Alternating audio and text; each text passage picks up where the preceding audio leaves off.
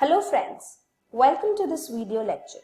आज हम class 11th के जेई मैनुअल का सेकंड चैप्टर डिस्कस करेंगे जिसका नाम है काइनेमैटिक्स पार्ट 3। तो जो टॉपिक आज हम पढ़ने वाले हैं उसका नाम है फ्रिक्शन। चलिए शुरू करते हैं इसकी डेफिनेशन से। It is an opposing force that opposes the motion of one body over the other. यानी कि दो बॉडीज के बीच में अगर एक रिलेटिव मोशन हो रहा है, जैसे कि इस एग्जाम्पल में एक बॉक्स को एक सरफेस पे स्लाइड किया जा रहा है, so there is a relative motion between the box and the surface. तो फ्रिक्शन फोर्स वो है जो दो बॉडीज का रिलेटिव मोशन अपोज करे। So it is a kind of opposing force which opposes the motion of one body over the other. अब दोस्तों friction भी तीन टाइप्स की होती है। पहली type static friction, the second one is limiting friction and the third one is kinetic friction. तो शुरू करते हैं स्टैटिक फ्रिक्शन से। It is an opposing force that comes into play when one body tends to move over the surface of another body but the actual motion has not started yet. यानी कि जब एक body दूसरी body पे move actually ना करे but it just tends to move over the surface of another body, तब जो फ्रिक्शन रोल में आएगी उसे हम स्टैटिक फ्रिक्शन कहते हैं। जैसे कि इस बॉक्स के एग्जांपल लें तो if the applied force is P, जैसे कि इस बॉक्स पे राइट हैंड साइड पे जो फोर्स लग रही है that is P which is the applied force and the body remains at rest, तो द स्टैटिक फ्रिक्शन जो F से शो किया गया है that will be equal to P। या फिर if the body is at rest और उस पर कोई भी पुलिंग फोर्स नहीं लग रही, तब भी force of static friction zero होगी। इस केस में जहां पर अप्लाइड फोर्स और फोर्स ऑफ फ्रिक्शन इक्वल हैं, उसका मतलब ये है कि body at the position of rest है। आप जितनी मर्जी फोर्स लगा लीजिए लेकिन बॉडी अपनी पोजीशन से बिल्कुल भी नहीं हिलेगी। इस केस में force of static friction is equal to the applied force. चलिए इसे कुछ इजी एग्जाम्पल से समझते हैं। दोस्तों जब आपको कभी सैन फ्रांसिस्को जाने का मौका मिले तो आप वहां पर गौर कीजिएगा कि वहां की जो सड़कें हैं वो एज स्टीप हिल्स एक्ट करती हैं। आप देख पा रहे होंगे कि यहाँ की सड़कों पर कार के स्लिप होने का बहुत खतरा है। तो वो कौन सी फोर्स है जो इन कार्स को इनकी पोजीशन पर ही रखती है और इनको स्लिप होने से बचाती है? ये फोर्स स्टैटिक फ्रिक्शन है। स्टैटिक फ्रिक्शन अगर ना हो तो ये कार्स स्लिप कर जाएगी। अगर स्टैटिक फ्रिक्शन ना हो तो शायद आप अपनी पोजीशन पर रह भी ना पाए। स्टैटिक फ्रिक्शन की हेल्प से ही आप चल सकते हैं। अगर स्टैटिक फ्रिक्शन नहीं होगी तो आप स्लिप कर जाएंगे। अगली टाइप है limiting friction. It is the maximum opposing force that comes into play when one body is just on the verge of moving over the surface of other body। दोस्तों limiting friction जो है वो static friction का ही case है basically, और ये static friction की वो मैक्सिमम वैल्यू है जो तभी रोल में आएगी जब एक body is on the verge of moving over the surface of another body. अगर स्टैटिक फ्रिक्शन का केस देखें तो there is no relative motion between one body and the other body. पर लिमिटिंग फ्रिक्शन तभी केस में आएगी जब एक body is just on the verge of moving over the surface of other body. चलिए आगे बढ़ते हैं और सीखते हैं लॉज ऑफ लिमिटिंग फ्रिक्शन। पहला लॉ कहता है कि the magnitude of the force of limiting friction is directly proportional to the normal reaction between them. यानी कि कोई भी दो बॉडीज जो आपस में कांटेक्ट में है और उनमें लगने वाली लिमिटिंग फ्रिक्शन की जो वैल्यू है वो डायरेक्टली प्रोपोर्शनल होगी नॉर्मल रिएक्शन के। Fl is equal to mu times of R। यहाँ पर mu as a constant of proportionality act कर रहा है और म्यू को हम म्यू एस भी लिख सकते हैं, और mu S is the coefficient of static friction. हमने म्यू को म्यू एस से इसीलिए रिप्लेस किया क्योंकि limiting friction is a kind of static friction और लिमिटिंग फ्रिक्शन स्टैटिक फ्रिक्शन की ही मैक्सिमम वैल्यू है। चलिए बढ़ते हैं इसके अगले लॉ की ओर, जो कहता है कि the direction of the force of limiting friction is always opposite to the direction in which one body is at the verge of moving over the other. इसका सिंपली मीनिंग यही है कि लिमिटिंग फ्रिक्शन की direction हमेशा opposite होगी जिस direction में one body is at the verge of moving over the other. The third rule says the force of limiting friction between any two bodies in contact depends on the nature of the material of the surfaces in contact। यानी कि limiting friction किसी और चीज पे depend नहीं करता सिवाय इस चीज के कि वो सिर्फ दो सरफेसेस के नेचर पे डिपेंड करता है।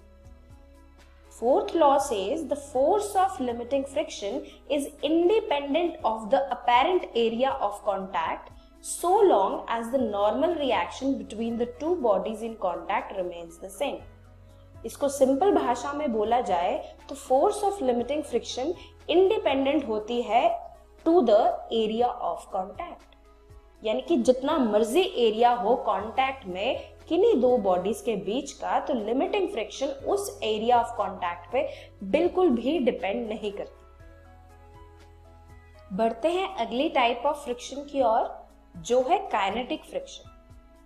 It is an opposing force that comes into play when one body is actually moving over the surface of another body।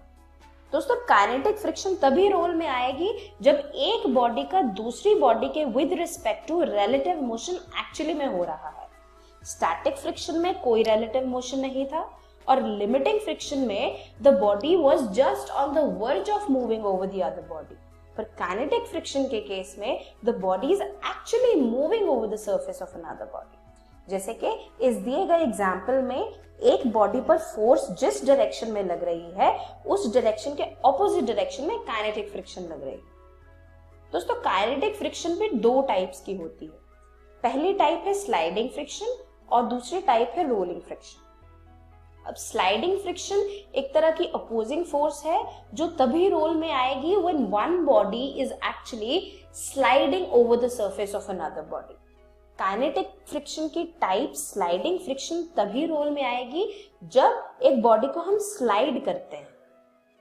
इसकी अनदर टाइप है rolling friction.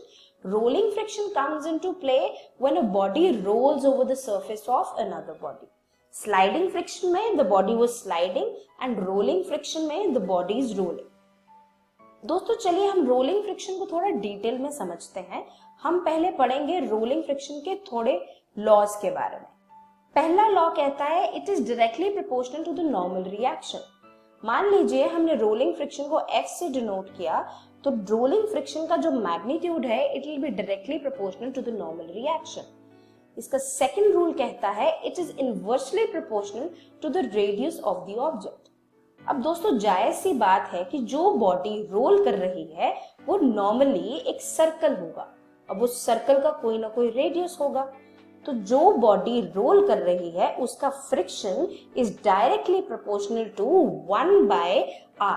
Here r is the radius of the object. जब हम इन दोनों equations को solve करते हैं we get F is equal to mu r by r।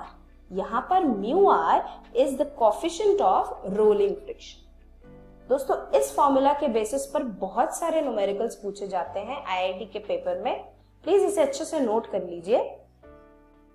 चलिए आगे बढ़ते हैं। अब रोलिंग फ्रिक्शन के कुछ रूल्स समझते हैं। Rolling friction is always smaller than static friction. Static friction की जितनी वैल्यू होगी रोलिंग फ्रिक्शन उससे हमेशा कम होगी। अगला रूल कहता है for a rolling body the surface at contact do not rub each other. जब बॉडी रोल कर रही है दूसरी बॉडी के with respect to there will be no rubbing in between the surface of contact of those two bodies. इसका तीसरा rule कहेगा कि the velocity of the point of contact with respect to the surface is always zero.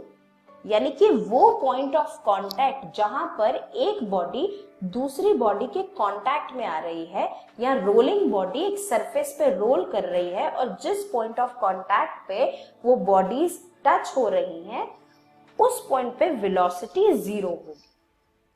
चलिए बढ़ते हैं आज के last topic की ओर, which is the graph between the applied force and frictional force.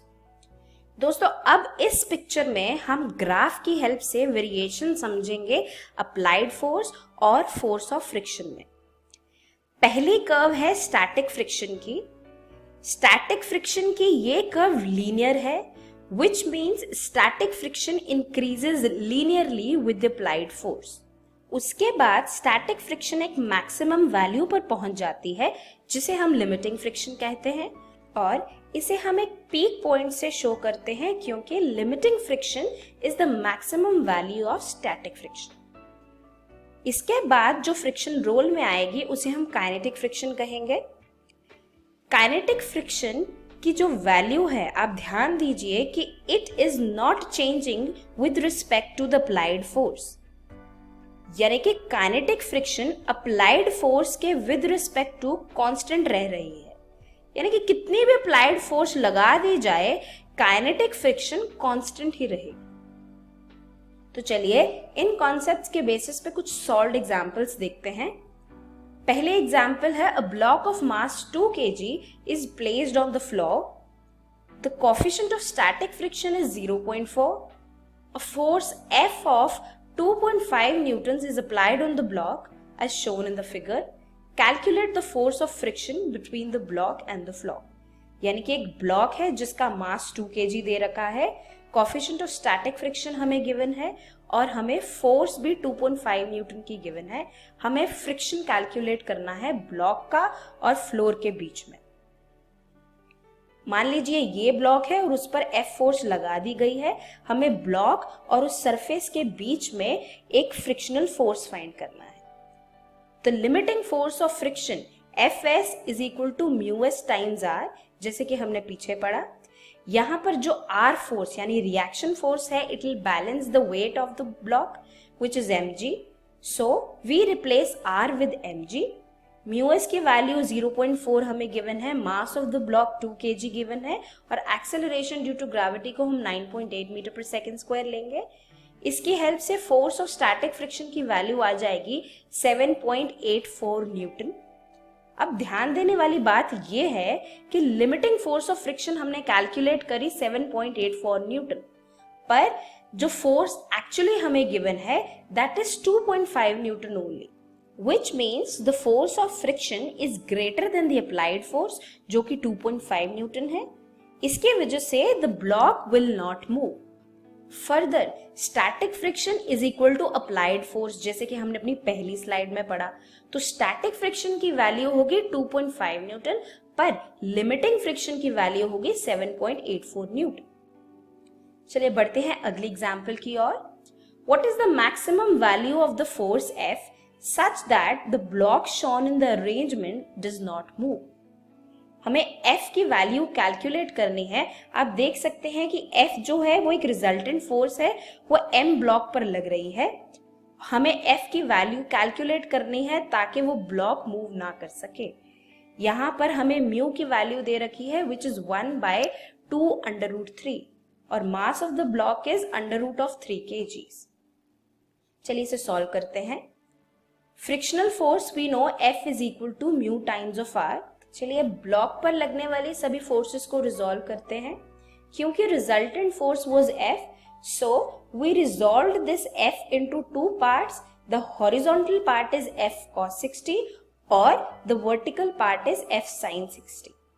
आप ध्यान दीजिए कि अब वर्टिकल डायरेक्शन में 2 फोर्सेस हो गई हैं, W प्लस F sin 60। यहाँ पर W is the weight of that block. चलिए इसको फर्दर सॉल्व करते हैं और फोर्सेस को बैलेंस करते हैं। तो हॉरिजॉन्टल डायरेक्शन में जो फोर्सेस बैलेंस होंगी that will be F cos 60 which is equal to F small f। Small f frictional force है, हमने उसकी वैल्यू सब्स्टिट्यूट करी, म्यू को एज इट इज रखा और R यानी कि नॉर्मल रिएक्शन को सब्स्टिट्यूट किया W प्लस F sin 60 से। अगले स्टेप में हम म्यू की वैल्यू सब्स्टिट्यूट करेंगे विच इज 1/2√3 और W की वैल्यू सब्स्टिट्यूट करेंगे विच इज √3g और सॉल्व करने पर हमारे पास F की वैल्यू आ जाएगी 20 न्यूटन। तो दोस्तों इसी तरह से और एग्जाम्पल्स को प्रैक्टिस करते रहिए और तब तक के लिए हैप्पी लर्निंग।